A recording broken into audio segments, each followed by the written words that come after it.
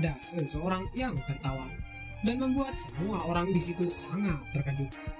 Seseorang itu mengatakan kalau dia pertama kalinya melihat ada orang yang tidak memberikan hormat pada Dong Xiaosu dan si Feng Xiao. Ternyata seseorang yang berbicara itu adalah seorang wanita cantik yang bernama Beirao. Beirao ini adalah seorang jenius pertama dari keluarga Bei. Si Feng Xiao dan Dong Xiaosu pun sangat terkejut karena dia tidak menyangka kalau jenius pertama dari keluarga Bei juga akan datang ke tempat ini. Namun tiba-tiba juga datang seorang lelaki yang bernama Nan Chen. Dia adalah seorang jenius pertama dari keluarga Nan. Nan Chen mengatakan kalau mereka semua jangan melupakannya karena dia juga ingin melihat sebenarnya orang seperti apa yang berani mengabaikan dan tidak menunjukkan rasa hormat kepada 4 jenius keluarga besar. Dong Xiaosu pun sangat kebingungan. Ternyata Nan Chen juga sangat tertarik dengan kejadian ini, sehingga dia ingin sekali melihat orang yang berani menerobos pegunungan Wangwu yang disegel oleh 4 keluarga besar. Dong Xiaosu juga mengatakan kepada Qinan kalau hari ini ternyata Qinan ini sangat beruntung karena bisa melihat 4 jenius keluarga besar sedang berkumpul hanya ingin bertemu Qinan. Kamu mengatakan kalau hanya cuma aku, maka itu tidak memenuhi syarat untuk mengetahui identitasmu. Sekarang kami 4 jenius dari keluarga besar sudah di hadapanmu. Apakah sudah memenuhi syarat? Hahaha, Qinan pun tertawa sangat keras. Qinan juga mengatakan kalau dia tidak menduga hanya karena ingin mengetahui nama dan identitasnya keempat jenius pertama dari keluarga besar sampai datang ke tempat seperti ini. Aku sangat salut dengan perjuangan kalian. Jika begitu, sekarang kalian harus mencuci telinga kalian agar bisa mendengar dengan sangat baik apa yang akan kukatakan. Jika perlu, kalian harus membawa alat tulis dan menulisnya di kertas biar tidak lupa. Dengarkan baik-baik, aku adalah satu-satunya seorang jenius dari keluarga Qin. Namaku adalah Qinan, dan aku juga orang paling tampan di keluarga Qin. Apa kalian sudah puas? Ucap Qinan dengan sangat percaya diri. 4 jenius pertama dari keluarga besar pun sangat terkejut, karena ternyata orang yang di hadapannya ini adalah Qinan. Namun yang membuat mereka juga terkejut adalah karena meskipun para jenius 4 keluarga besar sedang berkumpul dan mengincar Qinan, tapi Qinan sempat-sempatnya masih bisa membanggakan dirinya. Namun Dong Xiaosu masih tidak percaya dan mengatakan, apakah kamu memang benar-benar Qinan dari keluarga Qin di kota Linshui? Qinan pun dengan ekspresi sok keren mengatakan, ternyata kalian mengenalku ya. Di luar dugaan, ternyata reputasiku cukup bagus dan dikenal oleh semua orang. Karena kalian mengenalku, maka masalah ini akan mudah untuk ditangani. Apakah sudah waktunya untuk memutuskan? Apakah kalian akan mengusirku dari pegunungan Wangwu? Di sini terlihat 4 jenius pertama dari keluarga besar hanya bisa terdiam dan berpikir, karena mereka sangat kebingungan untuk menjawab pertanyaan dari Qinan. Namun tiba-tiba Beirao memegang kalungnya. Kalung itu adalah sebuah permata suara telinga. Beirao pun menggunakan kalung itu untuk berkomunikasi dengan 4 jenius pertama dari 4 keluarga besar, agar Qinan tidak bisa mendengar pembicaraan mereka. Beirao mengatakan kalau Qinan ini adalah seorang jenius super dari sekte Xuanling. Latar belakangnya juga sangat kuat, dan sebaiknya mereka tidak usah memprovokasinya. Tapi di sini si Feng Xiao menanyakan, apa mereka akan benar-benar membiarkan Qinan pergi seperti ini? Lantas di manakah keagungan 4 keluarga besar kita? Dong Xiaosu juga mengatakan kalau dia pernah mendengar bahwa beberapa waktu yang lalu Qinan membuat janji dengan Lin Feng, namun Qinan dengan sukarela menyerah, yang membuat kedua masternya sangat kecewa padanya. Dan sekarang posisi Qinan di sekte Xuanling sudah menjadi buruk. Tiba-tiba Beirao mengatakan, namun Qinan masih menjadi murid dari kultivator ranah martial ancestor. Jika kita menyinggungnya, sama saja kita menyinggung masternya. Apakah menurutmu orang-orang di belakangnya tidak akan mengambil tindakan? Dong Xiaosu mengatakan, karena kita sudah terlanjur memprovokasi Qinan, pasti Qinan ini tidak akan melepaskan kita. Aku juga pernah mendengar kalau Qinan ini mendapatkan rahasia dari pavilion Martial Serendi.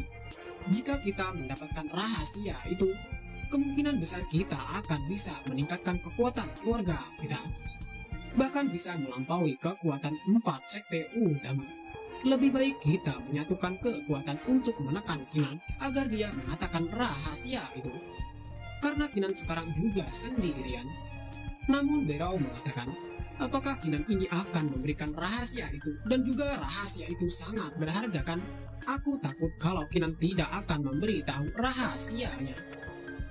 Namun Dong Xiaosu dengan ekspresi liciknya mengatakan, oh, kalau masalah itu, jika Qinan menolak untuk memberitahu kita rahasia dari pavilion Martial Serendi, maka jika itu terjadi, kita habisi saja Qinan di tempat ini.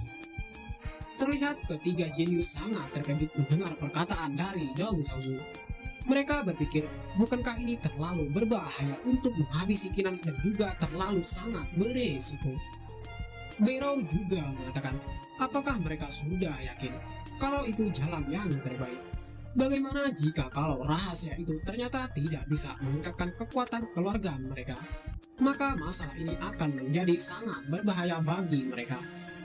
Namun Dong Xiaosu dengan ekspresi kesalnya mengatakan, jika rahasia itu tidak bisa membuat keluarga mereka menjadi kuat, maka kita akan menjual rahasia pavilion Martial Serendi kepada 3 sekte utama dan aliansi perdagangan untuk mencari perlindungan. Kita harus bertarung, karena kesempatan ini adalah kesempatan yang sangat langka. Terlihat di sini Feng Xiao juga sangat terkejut dengan saran dari Dong Xiaosu yang menyarankan mereka harus bertarung. Terlihat di sini si Feng Xiao juga sangat setuju dengan saran dari Dong Xiaosu yang menyarankan mereka harus bertarung. Karena rahasia pavilion Martial Serendi itu sangat berharga. Bahkan 3 sekte utama dan aliansi perdagangan juga sangat menginginkannya. Maka kita harus mendapatkannya. Namchan juga sangat setuju dan mengatakan, kalau mereka semua tidak boleh banyak omong lagi. Jika semuanya sudah menyetujuinya, maka mari kita jalankan rencananya. Singkat cerita, Dong Xiaosu mengatakan kepada Qinan, mengejutkan sekali mengetahui bahwa kamu adalah seorang tua muda Qinan dari keluarga Qin. Saya minta maaf atas kesalahan kami. Namun kami baru saja menyimpulkan bahwa pegunungan Longhu telah disegel oleh 4 keluarga besar. Tidak peduli siapa itu, jika ada yang menerobos masuk ke pegunungan Longhu, maka harus diusir. Qinan pun dengan santainya berkata, jadi 4 keluarga besar mau berencana akan bersatu untuk mengusirku dari tempat ini ya? Apakah aku tidak salah dengar? Dong Xiaosu mengatakan, jika orang lain, pasti kami akan langsung menghabisinya tanpa ampun. Tapi kamu berbeda, dan kami memberikanmu kesempatan untuk memilih. Kami juga sudah memutuskan, selama kamu memberikan cukup manfaat, kami dapat melepaskanmu. Dengan cara ini, 4 keluarga besar bisa memberikan penjelasan kepada orang luar. Jika ada yang bertanya, kenapa Qinan diizinkan masuk? Qinan pun menanyakan apa sebenarnya yang mereka rencanakan. Qinan juga menanyakan manfaat seperti apa yang mereka inginkan darinya. Dong Xiaosu pun mengatakan, selama Qinan menyerahkan atau memberitahu rahasia pavilion Martial Serendi kepada mereka, itu sudah cukup. Kami tidak menginginkan hal lain yang terlalu banyak darinya. Qinan pun sangat terkejut, karena rahasia pavilion Martial Serendi itu sangat penting baginya. Meskipun Qinan dalam bahaya, dia tidak akan mengatakan rahasia pavilion Martial Serendi kepada semua orang. Qinan pun sangat marah dan mengeluarkan auranya dan berkata, bahkan aliansi perdagangan dan 3 sekte utama memutuskan untuk tidak menggangguku terkait rahasia pavilion Martial Serendi. Aku tidak menyangka kalau 4 keluarga besar berani meminta rahasia pavilion Martial Serendi itu. Kalian sungguh tidak tahu diri. Karena kalian sudah membuatku marah di sini dan berusaha menginginkan rahasia pavilion Martial Serendi, maka serahkan semua harta kalian. Jika kalian tidak menyerahkan, jangan salahkan aku kalau bersikap kasar pada kalian. Dong Xiaosu pun juga sangat marah karena niatnya ingin meminta Kinan untuk memberitahu rahasia pavilion martial Serendi. Malah dia yang disuruh untuk menyerahkan hartanya. Dong Xiaosu juga mengatakan kalau pada hari ini dia akan menghabisi Kinan dengan kematian yang sangat menyakitkan. Dong Xiaosu pun mengeluarkan pukulan terkuat dari keluarga Dong yang bernama pukulan Dragon Grip. Melihat itu, Kinan juga menyiapkan tinjuannya dengan dilapisi aura yang sangat kuat. Ketiga jenius dari keluarga besar pun sangat terkejut karena pukulan yang dikeluarkan Dong Xiaosu adalah pukulan yang sangat mematikan. Si Feng Xiao juga berpikir kalau pukulan itu mengenai dirinya, maka bisa jadi dia tidak akan bisa bertahan dari serangan yang sangat kuat itu. Bocah itu ternyata pada hari ini mendapatkan nasib yang sangat buruk. Dan blar, kedua kekuatan pun saling berbenturan. Namun terlihat Dong Xiaosu malah terpental sangat jauh karena kekuatan tinjuannya masih kalah dengan kekuatan tinjuan milik Kinan. Si Feng Xiao pun sangat terkejut dengan teman-temannya karena mereka tidak percaya bahkan Dong Xiaosu dengan kemampuan terkuatnya bisa dikalahkan oleh Kinan. Si Feng Xiao juga makin terkejut karena menyadari kalau Kinan ini sebenarnya juga sudah mencapai ranah batin tingkat 2 dari niat pedang. Di sini terlihat Dong Xiaosu yang sedang terluka. Dia juga berkata kepada Kinan, ternyata kau ini sudah mencapai ranah batin tingkat besar atau tingkat 2 ya. Kau memang layak menjadi jenius super dari sekte Xuanling. Tapi meskipun kamu sudah mencapai tahap ini, kau akan tetap akan mati di tanganku. Dong Xiaosu pun mengeluarkan senjata tingkat mistiknya, yaitu sebuah tombak. Dia juga bersiap untuk menyerang Kinan dan mengalirkan kekuatannya ke ujung tombaknya. Dong Xiaosu pun mulai melancarkan serangannya kepada Kinan. Namun terlihat di sini Kinan dengan sangat mudah menghindari semua serangan tombak dari Dong Xiaosu.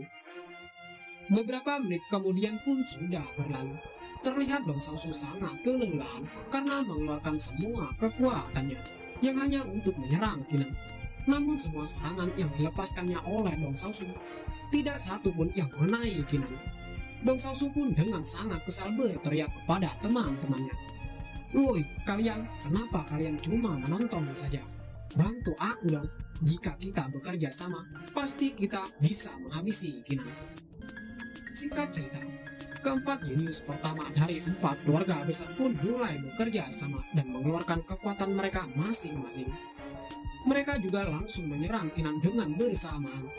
Kinan pun mengeluarkan pedangnya dan dengan cepat langsung menebaskan pedang itu ke arah 4 jenius pertama dari 4 keluarga besar yang membuat mereka sangat panik.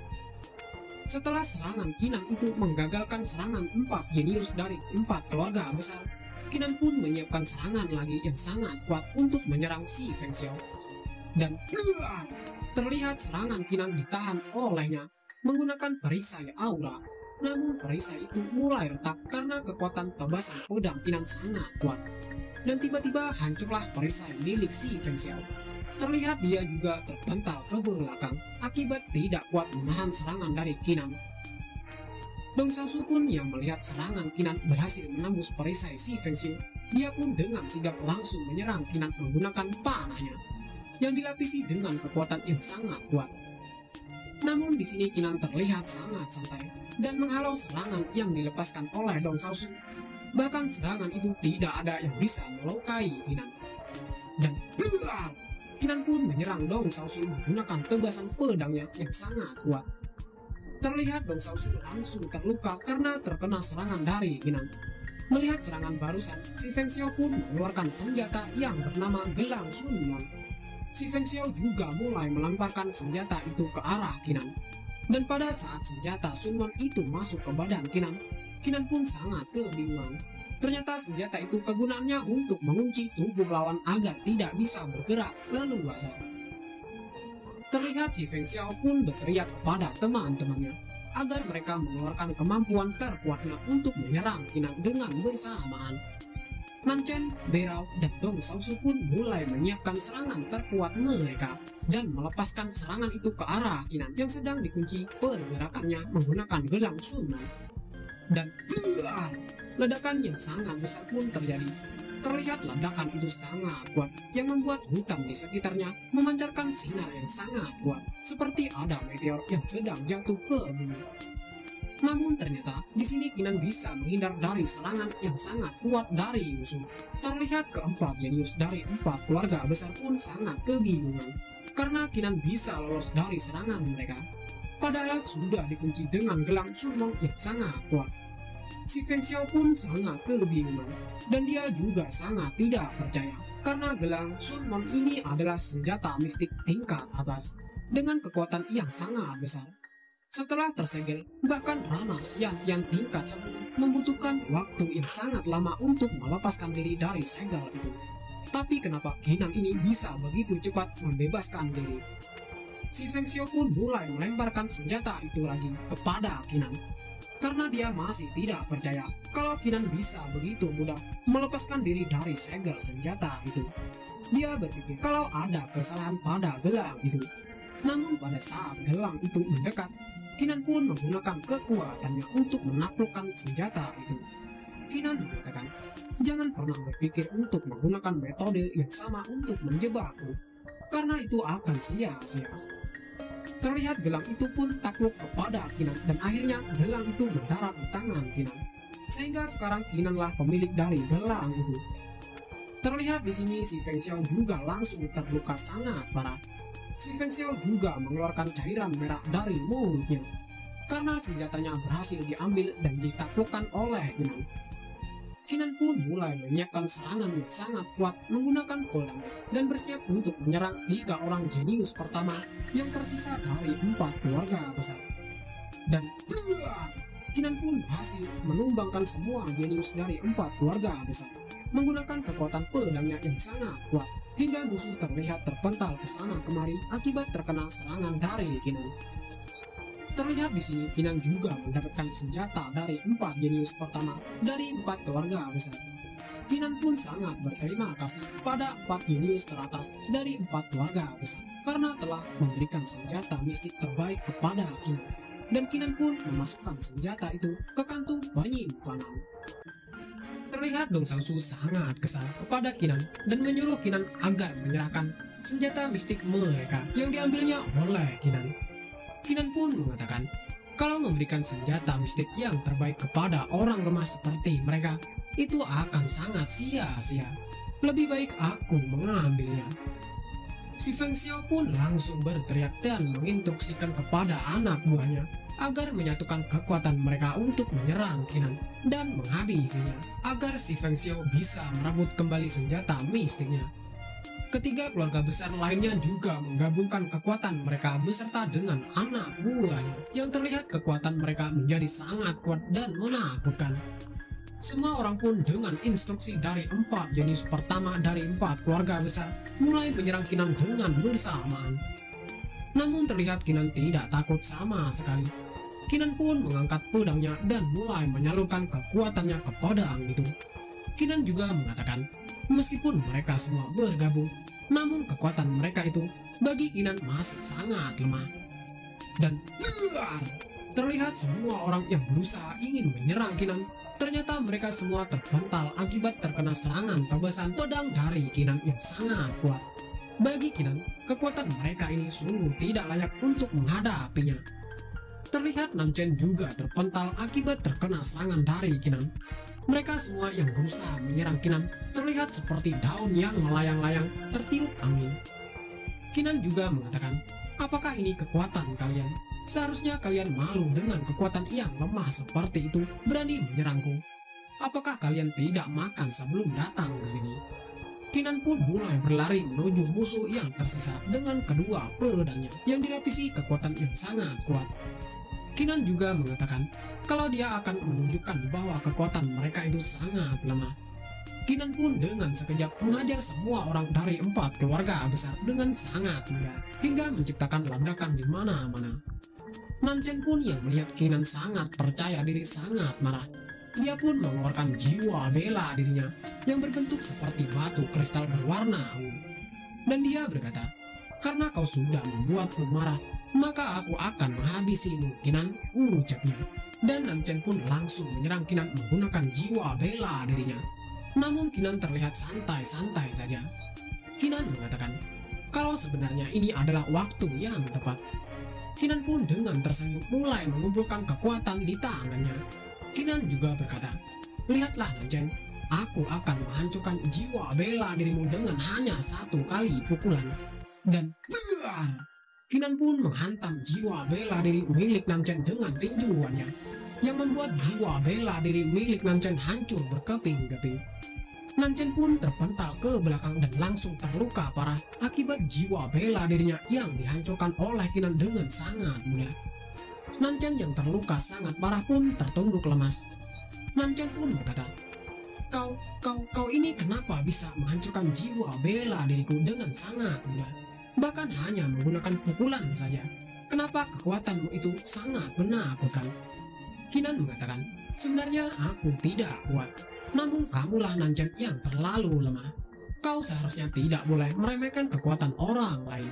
Jika kamu ceroboh, maka kamulah yang akan celaka." Namun tiba-tiba Beirao mengatakan, "Murid jenius dari sekte Xuanling memang benar-benar sangat luar biasa. Meskipun kami para jenius 4 keluarga besar menyatukan kekuatan, kamu masih dapat bertahan. Aku suka pria yang kuat. Karena kamu orang yang kuat, maka kamu cocok untuk menjadi bonekaku. Kinan, menyerahlah padaku." Kinan pun berkata, "Cih, apakah kau menginginkan aku menyerah padamu? Apa kau kira kamu itu layak? Jika kau punya kemampuan, maka keluarkan semua kemampuanmu, dan mari kita bertarung hingga akhir."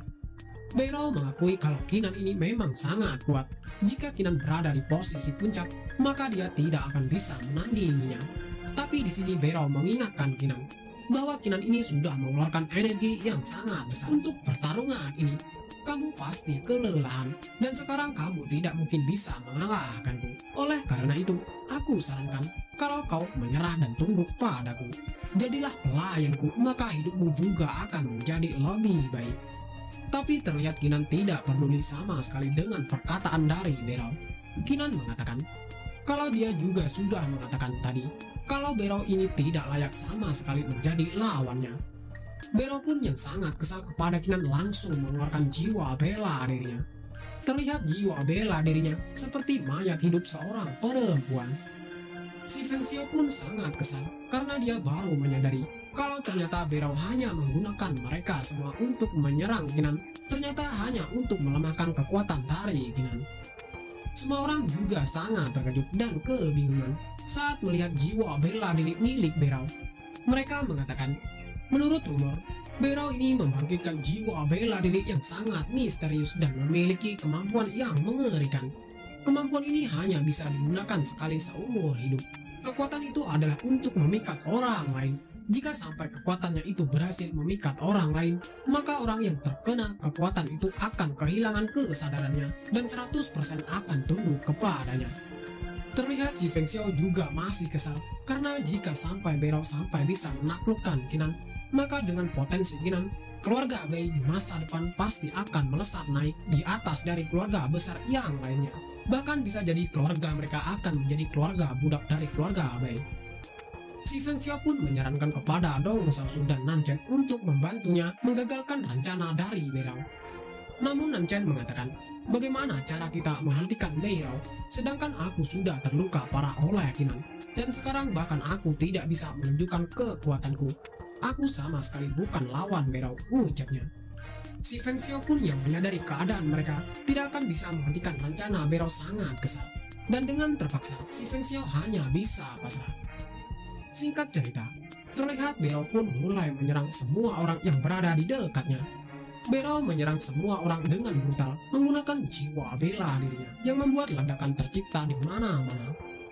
Terlihat semua orang pun tumbang oleh serangan dari Beirao, namun tidak sampai menyebabkan mereka semua mati. Bahkan terlihat si Feng Xiao, Dong Xiaosu, dan Nanchen tak berdaya karena terkena serangan dari Beirao. Beirao pun mengatakan, Kinan, menyerahlah pada jiwa bela diriku. Jika kau menyerah, itu akan menjadi suatu kehormatan bagimu, karena aku akan menjadikanmu seorang pelayanku. Namun di sini sebelum Kinan menjawabnya, Beirao pun langsung menyerang Kinan menggunakan kekuatan jiwa bela dirinya yang berbentuk rantai. Dikarenakan terlihat Beirao sudah tidak sabaran untuk menjadikan Kinan seorang budaknya. Terlihat rantai itu pun mulai mendekati Kinan dan mulai melilit ke seluruh tubuh Kinan. Rantai itu juga dipenuhi dengan aura negatif yang sangat kuat. Namun di sini Kinan hanya diam saja dan tak melakukan apa-apa. Si Feng Xiao pun yang melihat Kinan mulai diikat oleh rantai milik Bero pun berkata, "Kita tidak boleh membiarkan Bero menaklukkan Kinan. Kita harus menghentikannya." Namun kedua orang temannya sudah terlihat tak berdaya lagi. Nanchen juga mengatakan kalau dia juga sudah kesulitan untuk bergerak dan bahkan kekuatannya juga ditekan oleh jiwa bela diri milik Bero. Bero pun mulai tertawa gembira dan menyuruh Kinan untuk menyerah dan menjadi pelayannya karena tidak ada gunanya lagi jika Kinan melawannya. Kinan yang sangat marah pun mulai mengeluarkan auranya yang sangat kuat. "Apa? Menyerah katamu?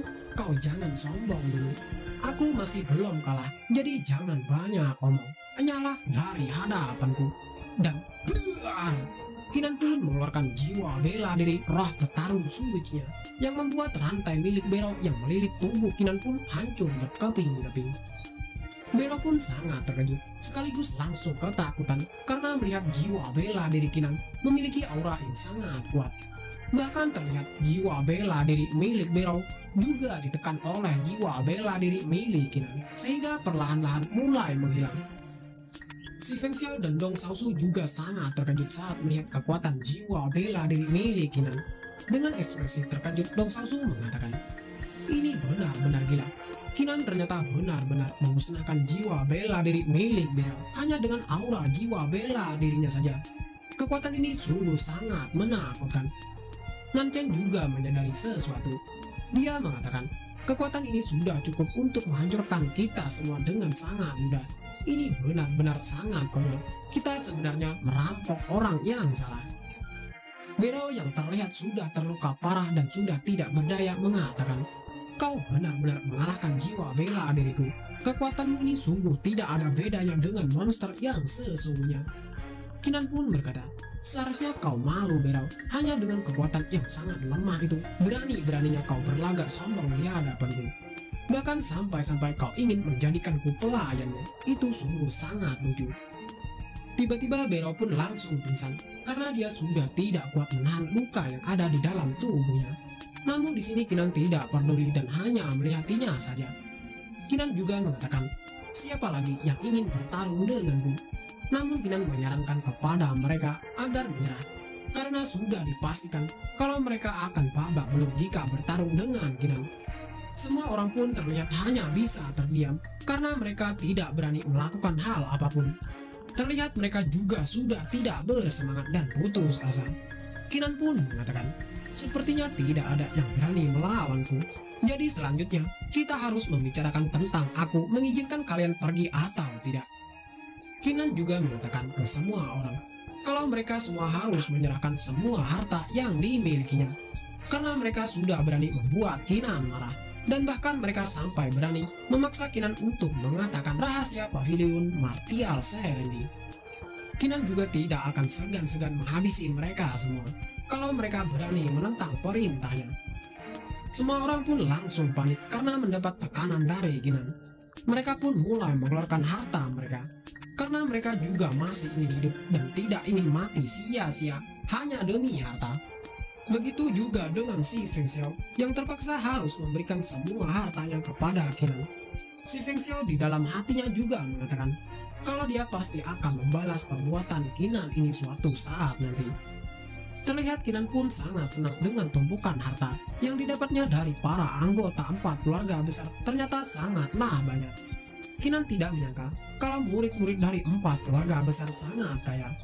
Kinan pun mulai mengingat dan menyadari bahwa masih ada satu orang wanita murid jenius dari salah satu 4 keluarga besar yang masih pingsan, yaitu Bero. Kinan pun mendekati wanita itu dan mulai mengambil semua harta yang dimiliki oleh Bero. Kinan sangat terkejut, ternyata harta yang dimiliki Bero sangat banyak. Namun tiba-tiba Kinan dikejutkan dengan sesuatu benda yang ada di dalam kantung penyimpanan harta milik Bero. Terlihat benda itu adalah sebuah kertas yang robek. Saat Kinan mengambil kertas itu, Kinan menyadari kalau kertas itu adalah sebuah peta.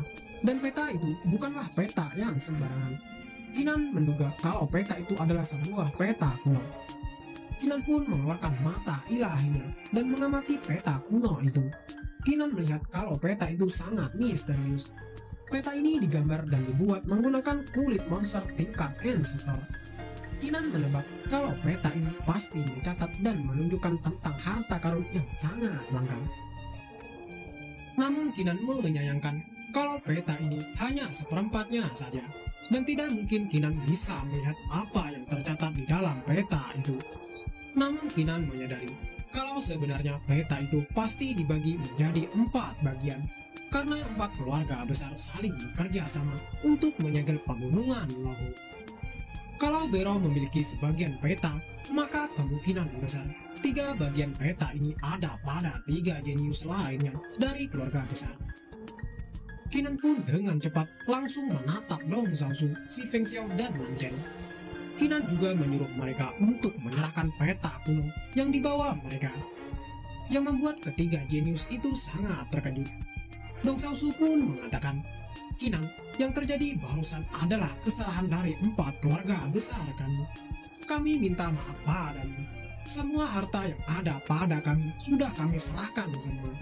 Namun peta itu kami tidak bisa menyerahkannya." Ternyata tebakanku benar, Gumam Kinan. Ternyata peta ini dibagi menjadi 4 bagian dan 3 lainnya berada di tangan orang ini. Kinan pun mengeluarkan pedangnya dengan dilapisi aura yang sangat kuat. Kinan memaksa mereka 3 jenius untuk menghentikan omong kosong mereka dan menyuruh mereka untuk menyerahkan 3 peta yang tersisa. "Kinan, jangan memaksa kami seperti itu," ucap si Feng Xiao yang sangat kesal kepada Kinan. "Peta ini sangat berharga untuk kami dan kami tidak akan memberikannya kepadamu." Kinan yang habis kesabarannya pun mengatakan, "Jika kalian tidak segera memberikan sebagian peta itu, maka jangan salahkan aku kalau aku akan menghabisimu di tempat ini." Dong Xiaosu pun menyarankan kepada mereka untuk memberikan peta yang dimilikinya, karena kekuatan Kinan jauh di atas mereka. Jika mereka bersikeras mempertahankan peta itu, maka Kinan akan menghabisi mereka.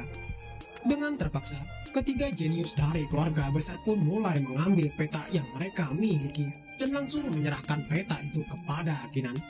Kinan pun yang mendapatkan semua peta kuno itu pun sangat senang.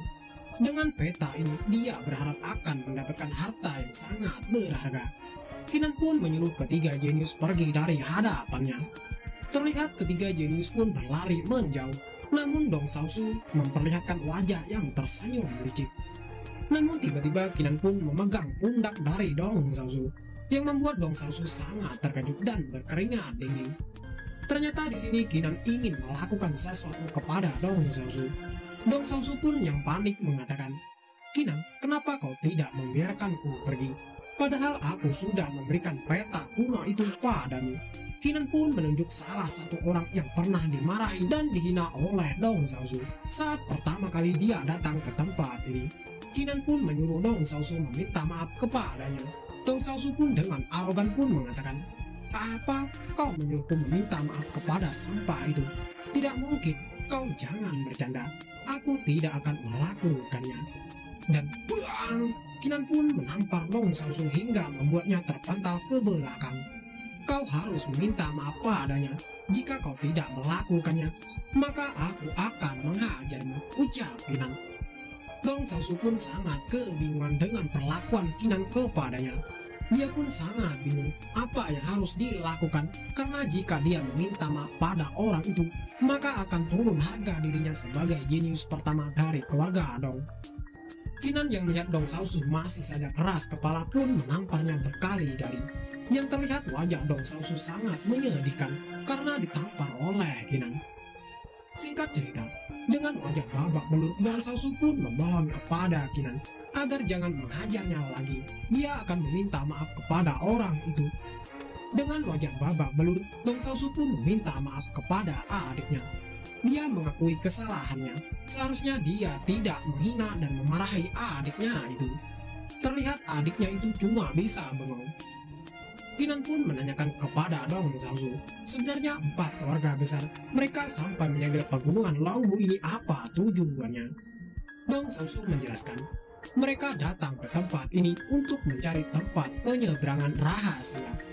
Tempat ini sangat tersembunyi. Nenek moyang kami dari 4 keluarga besar secara tidak sengaja menemukan tempat pelatihan yang ditinggalkan oleh leluhur. Selama raungan naga dan harimau muncul, itu adalah hari ketika tempat rahasia itu muncul. Dong Sausu juga menjelaskan kalau tetua mereka mengatakan kalau kami bisa mendapatkan rahasia dari gudang yang ada di tempat itu, maka 4 keluarga kami pasti akan sebanding dengan 4 sekte utama. Kinan pun berpikir, ternyata ada tempat rahasia seperti itu di tempat ini ya. Bahkan jika mendapatkan rahasianya, maka kekuatannya akan sebanding dengan 4 sekte utama. Itu sangat menarik. Tidak heran kalau mereka langsung menyegel pegunungan ini. Kinan pun menanyakan, lalu untuk apa kalian membawa peta kuno ini? Dan di mana tetua keluargamu berada sekarang? Cepat jawab atau aku akan mengajarmu. Dong Sausu pun mengatakan, kalau peta itu mencatat tempat rahasia yang ada di tempat ini. Pada awalnya, kami generasi muda hari ini bersiap untuk bersatu dan mencari rahasia itu. Sedangkan para tetua dari 4 keluarga besar, mereka ada di pedalaman hutan untuk mencari tempat penyeberangan rahasia. Kinan pun mengampuni nyawa dari Dong Sausu dan membiarkannya untuk pergi karena dia sudah menyerahkan peta dan hartanya untuk Kinan. Namun jika lain kali Dong Sausu memprovokasi Kinan lagi, maka Kinan tidak akan mengampuninya lagi. Singkat cerita, Kinan pun pergi ke sebuah gua karena Kinan ingin melihat harta yang didapatkannya dari orang-orang dari 4 keluarga besar. Kinan berpikir seharusnya tempat ini aman. Kinan pun mengeluarkan semua harta dan memeriksanya.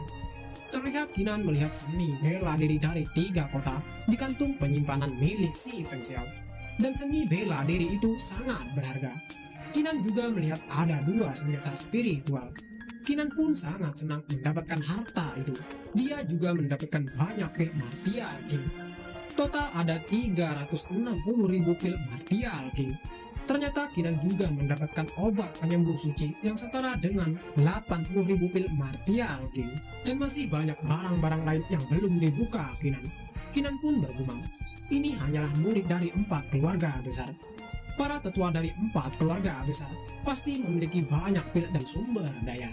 Jika aku bisa mendapatkan sumber daya itu, aku pasti bisa membayar hutang-hutangku. Dan bahkan jiwa bela diriku akan bisa naik tingkatannya lagi. Namun Kinan menggelengkan kepalanya karena dia tidak yakin bisa mendapatkan sumber daya itu dari 4 tetua keluarga besar. Dengan kekuatan Kinan saat ini, pasti akan kesulitan untuk melawan para tetua dari 4 keluarga besar. Bahkan Kinan bisa mati. Kinan pun mulai mengambil 4 peta dan mulai ingin menyatukan peta itu. Kinan berpikir, kalau tujuannya sekarang lebih baik mencari rahasia dari peta kuno.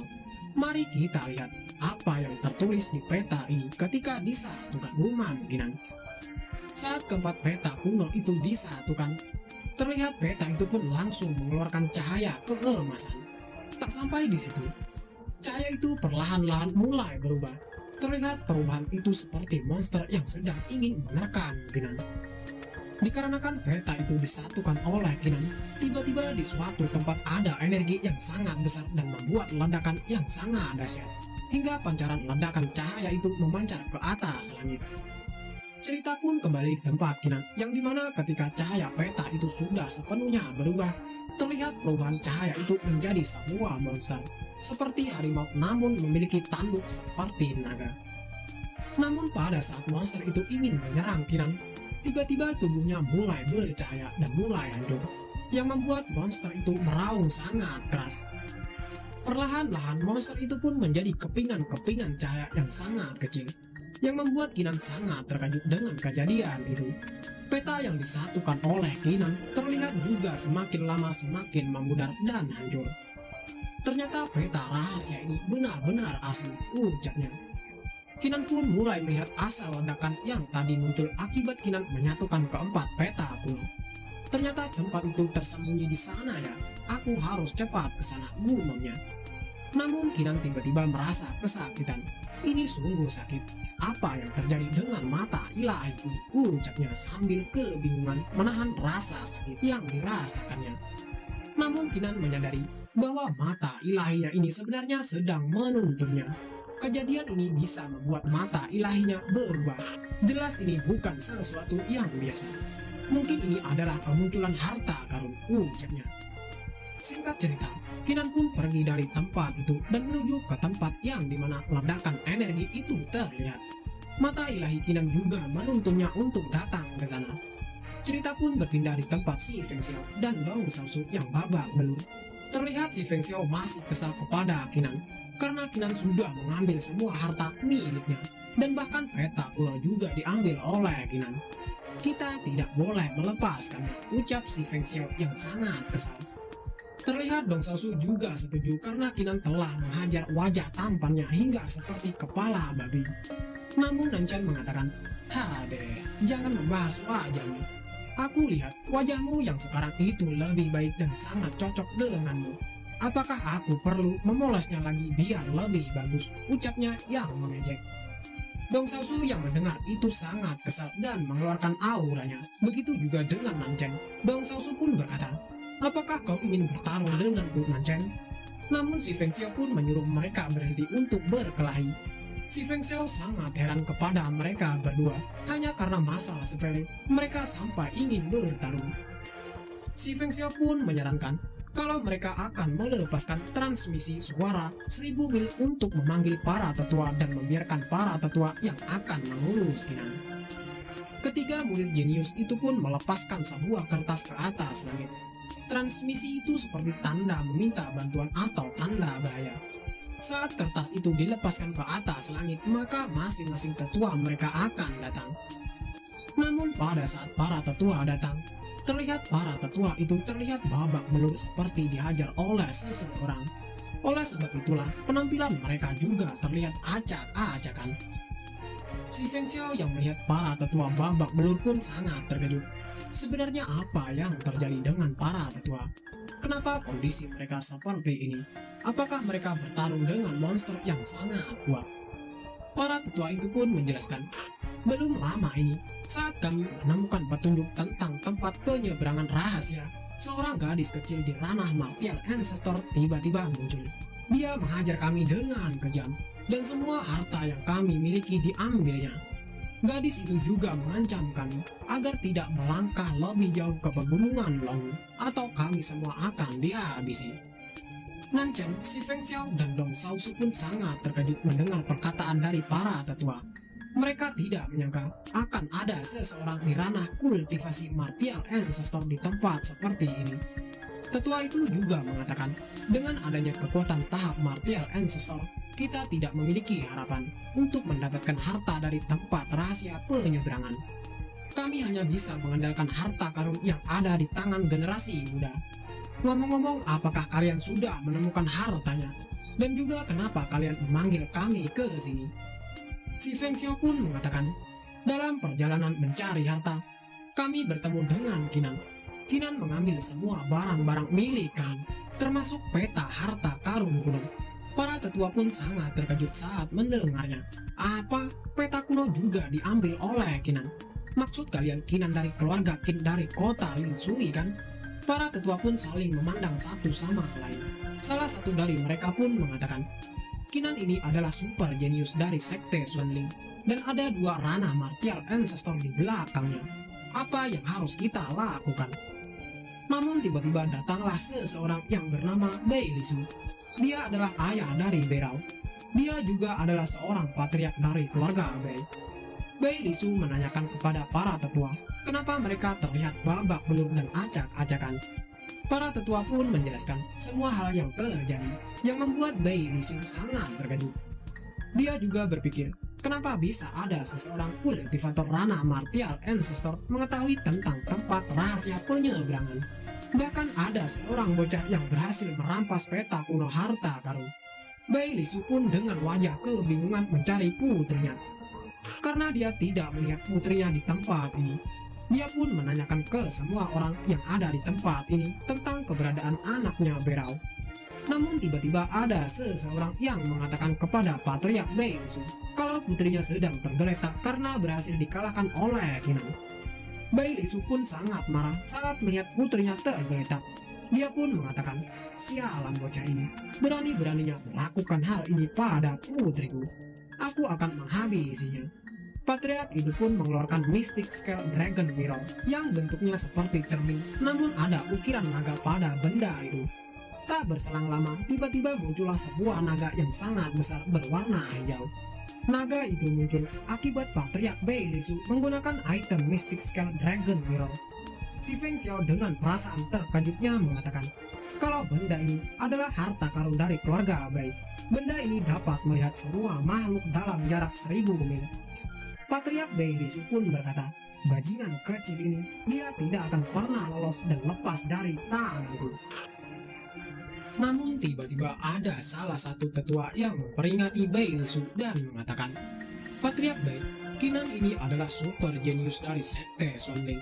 Ada 2 kekuatan tingkat martial ancestor di belakangnya. Namun Patriark Beilisu tidak memperdulikannya. Patriark Beilisu juga mengatakan, karena Kinan sudah berani menyakiti putriku, maka apapun yang akan terjadi aku harus menghabisi Kinan. Apakah kalian takut dengan orang-orang di belakang Kinan? Para tetua lain pun hanya bisa terdiam. Mereka juga bingung harus menjawab apa. Karena para tetua itu sudah pernah merasakan dan dihajar habis-habisan oleh satu orang kultivator ranah martial ancestor. Apalagi kalau sampai ada 2 kultivator ranah martial ancestor yang datang, sudah dipastikan mereka akan mati. Patriark Bei pun mengatakan dengan wajah liciknya, apa yang kalian takutkan? Pegunungan Longhu ini sangat jauh dari sekte Xuanling dan juga sudah disegel oleh 4 keluarga besar. Jika kita bisa menghabisi Kinan di tempat ini, pasti orang lain tidak akan ada yang tahu. Sekarang harta karun pegunungan Longhu akan muncul. Kita harus bergegas menghabisi Kinan.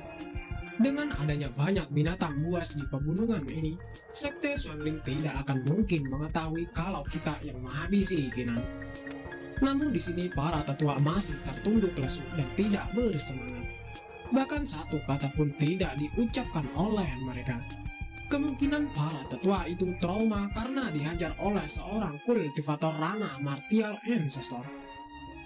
Melihat tingkah dari para tetua, Patriark Bei pun sangat kesal dan berkata, sekarang tempat rahasia penyeberangan sudah diambil oleh seseorang kultivator martial ancestor. Harapan kita satu-satunya hanyalah harta karun peta kuno. Apakah kalian tidak ingin mengambilnya kembali? Namun tiba-tiba Dong Xiaosu berteriak dengan keras, Patriark Bei benar, kita harus mengambil kembali peta kuno itu. Begitu juga semua harta milik kita yang diambil oleh Kinan harus kita ambil kembali. Si Feng Xiao juga ikut berbicara dengan berkata, selain itu Kinan juga memiliki rahasia dari pavilion martial Serenity. Jika 4 keluarga besar kita bisa mendapatkan rahasia itu, kemungkinan besar 4 keluarga kita akan meningkat kekuatannya. Patriark Beilisu dan para tetua lainnya pun sangat terkejut saat mendengarnya, yang dimana ternyata Kinan mengetahui rahasia dari pavilion martial Serenity. Para tetua itu pun mulai bersemangat ingin menangkap Kinan dan menyetujui rencana dari Patriark Bei. Mereka berencana memaksa Kinan untuk mengungkapkan rahasia itu, dan setelah mereka mengetahui, mereka akan menghabisi Kinan. Singkat cerita, Patriark keluarga Bei pun menggunakan harta karunnya untuk mencari posisi dari Kinan, menggunakan naga yang muncul dari harta Mystic Scale Dragon Mirror. Terlihat naga hijau yang sangat besar pun mulai berputar-putar di atas langit, dan mulai mencari di mana posisi Kinan sekarang berada. Singkat cerita, Patriark keluarga Bei pun sangat senang, karena dia sudah bisa melihat dan mengetahui posisi dari Kinan dengan bantuan harta karunnya. Cerita pun berpindah di tempat Kinan, yang dimana Kinan menggunakan kecepatan penuhnya sedang menuju suatu tempat. Terlihat dia juga menggunakan mata ilahinya. Kinan menganggap kalau tempat yang ditujunya tidak akan jauh lagi. Namun tiba-tiba Kinan dikejutkan dengan gemuruh petir yang menyambar-nyambar sangat kuat di atas langit. Dia merasa ada sesuatu yang sangat aneh dari petir itu. Namun tiba-tiba Kinan pun dikejutkan oleh sebuah naga yang sangat besar yang sudah berada tepat di hadapannya. naga itu muncul bersamaan dengan gemuruh petir. Naga itu tanpa basa-basi langsung menyerang Kinan, yang membuat Kinan sangat terkejut. Namun Kinan menghindari serangan dari naga itu dengan sangat mudah. Kinan dengan kekuatan penuhnya pun langsung berlari dan berteriak. Dari mana asal naga itu? Kenapa dia sangat besar dan mengerikan? Naga itu sama sekali bukan lawanku. Demi kehormatanku yang tidak pernah kalah dalam pertarungan, maka aku harus kabur. Namun pada saat Kinan berlari, dia menyadari sesuatu, kalau naga itu tidak mengejarnya sama sekali. Kinan menyadari kalau sepertinya ada yang aneh dengan naga itu. Kinan pun mulai berhenti dan berbalik badan. Kinan juga mengeluarkan mata ilahinya untuk melihat naga itu. Kinan pun memahami dan menyadari bahwa naga itu ternyata hanya bayangan. Namun kenapa meskipun naga itu hanya bayangan, tapi rasanya benar-benar hidup dan sangat nyata. Bahkan matanya juga terlihat sangat hidup dan nyata. Apakah kemungkinan ada seseorang yang menggunakan bayangan naga ini untuk mata-matainya? Kinan pun menyadari pasti orang itu menggunakan semacam harta karun ajaib atau teknik rahasia, dan jelas bukan orang sembarangan yang memiliki dan menggunakannya. Kinan menduga pasti 4 keluarga besarlah yang mengirim naga ini ke sini, karena Kinan sudah mengambil semua harta dari 4 jenius keluarga besar. Kinan pun mulai menyesalinya kenapa dia tidak menghabisi saja semua murid dari 4 keluarga besar yang pernah ditemuinya. Kinan juga menebak kalau sepertinya 4 keluarga besar sedang dalam perjalanan mengejarnya. Yang ditakutkan Kinan di sini adalah para tetua dari 4 keluarga besar. Karena para tetua itu tidak lemah. Tanpa adanya Putri Miao di sampingnya, Kinan pasti akan kalah dan sangat mudah dihabisi oleh para tetua 4 keluarga besar. Namun di sini Kinan juga tidak bisa kabur, karena bayangan naga biru itu selalu mengikutinya. Kinan harus mencari cara lain untuk menghindar dari deteksi bayangan naga itu. Namun tiba-tiba Kinan merasakan bahwa mata ilahinya muncul dan mulai bereaksi. Kinan sangat terkejut saat mata ilahinya bereaksi dan muncul seperti sebelumnya. Dan mata Kinan pun mengeluarkan energi yang sangat kuat dan menghantam bayangan naga hijau. Terlihat naga itu meraung kesakitan karena tubuhnya terkena serangan yang sangat kuat dari mata Kinan. Tiba-tiba bayangan naga itu pun langsung meledak di atas langit, yang membuat naga itu pun langsung lenyap tanpa sisa. Kinan pun sangat kebingungan dengan kekuatan yang dikeluarkan oleh matanya. Dia tidak menyangka kalau mata ilahinya bisa menghancurkan naga itu dengan sangat mudah. Terlihat mata ilahi Kinan juga masih aktif. Dia berpikir kalau mata ilahinya ini menjadi semakin kuat. Dia juga melihat kalau tempat yang ditujunya juga semakin dekat. Kinan pun dengan cepat langsung melompat dan melanjutkan perjalanannya, karena dia ingin mengetahui apa yang sedang ingin ditunjukkan oleh mata ilahinya, karena menuntunnya ke suatu tempat. Cerita pun berpindah di tempat para tetua 4 keluarga besar. Yang terlihat harta Mystic Skull Dragon Mirror mulai bercahaya sangat terang dan tiba-tiba langsung hancur. Para tetua pun sangat terkejut saat melihat harta itu hancur. Salah satu tetua pun mengatakan, bagaimana bisa harta Mystic Skull Dragon Mirror bisa hancur? Karena harta itu adalah senjata tingkat langit. Apakah mungkin Kinan ini dikelilingi banyak kultivator ranah martial King? Tetua itu pun memberitahu semua muridnya agar mundur ke kerajaan Lohe. Dia mengatakan kalau mulai dari sekarang jangan menyebutkan lagi tentang tempat rahasia penyeberangan, dan mulai sekarang jangan pernah memprovokasi Kinan lagi. Para tetua dari keluarga Dong, Nan, dan Si pun menyuruh semua muridnya untuk pergi dari tempat ini dan kembali ke rumah masing-masing, karena mereka sangat takut dengan orang-orang yang ada di belakang Kinan. Patriark keluarga Bai pun sangat kesal melihat ketiga keluarga malah mundur. Patriark Bai mengatakan, kenapa kalian seperti pecundang seperti itu? Kinan ini hanya seorang bocah, tapi kalian malah ketakutan dengannya.